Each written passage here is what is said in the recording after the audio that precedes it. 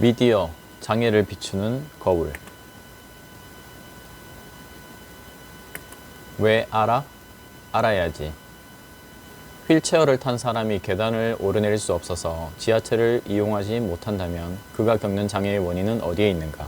이 질문에 대하여 세계보건기구가 1980년에 제시한 국제장애 분류 기준을 바탕으로 1980년대식으로 답한다면 장애의 원인은 걸을 수 없는 개인에게 있다.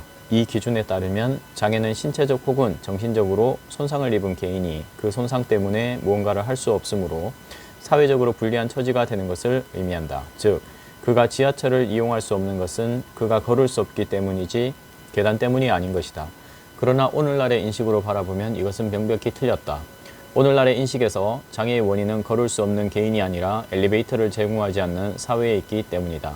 장애를 바라보는 관점은 이렇게 개별적 모형에서 사회적 모형으로 이동해왔다. 그럼에도 불구하고 미디어를 통해 드러나는 우리 사회의 장애에 대한 인식은 여전히 개인적인 차원에 머물러 있는 경우가 많다. 그 대표적인 것이 바로 장애를 앓는 것, 곧 치료해야 할 질병으로 인식하는 것이다. 2020년에 KT가 따뜻한 기술을 표방하며 인공지능 기술을 이용해 청각장애를 가진 엄마의 목소리를 찾아준다는 광고를 내놓아서 화제가 됐다. 수어 대신 인공지능이 찾아준 목소리로 아이들에게 마음을 전하는 청각장애인 엄마와 그 목소리를 듣고 감격의 눈물을 흘리는 가족의 모습에 마음을 담다라는 카피를 덧붙였다. 그러나 정작 청각장애를 가진 당사자 중 상당수는 그 따뜻하다는 기술에 따뜻해하지 않았고 그 안에 담았다는 마음도 느낄 수 없었다. 목소리로 전하는 말 말고 수어로 전하는 말에는 마음이 담기지 않는가? 물론 엄마의 목소리를 듣고 싶은 가족의 마음도 한 번쯤은 자신의 목소리로 마음을 전하고 싶은 엄마의 마음도 충분히 이해한다. 그러나 굳이 목소리를 찾아줄 것이 아니라 수어로도 충분히 마음을 나누는 긍정적인 모습을 보여줄 수 있어야 했다. 마음을 담다의 또 다른 시리즈는 청각장애 어린이에게 인공와우 수술을 지원한다는 기업의 홍보와 함께 인공지능 스피커를 언어치료용으로 활용하는 모습을 그렸다. 또 현대차 그룹이 만든 두 번째 걸음마라는 광고에는 웨어러블 로봇을 입고 다시 일어서서 활을 쏘는 척수장애 선수가 나온다.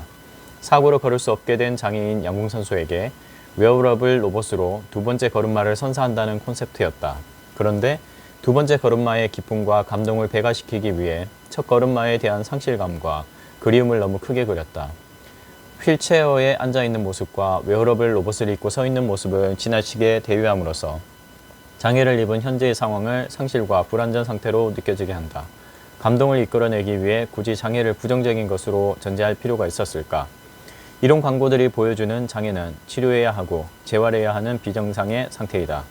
목소리를 낼 수 없는 엄마는 아이들에게 사랑도 제대로 표현할 수 없는 부족한 엄마이며 인공지능을 통해서라도 목소리를 찾아주어야 하는 비정상적인 존재로 묘사된다. 왜 수어라는 소통 방식은 무시되고 목소리를 통한 언어만 강요되는가?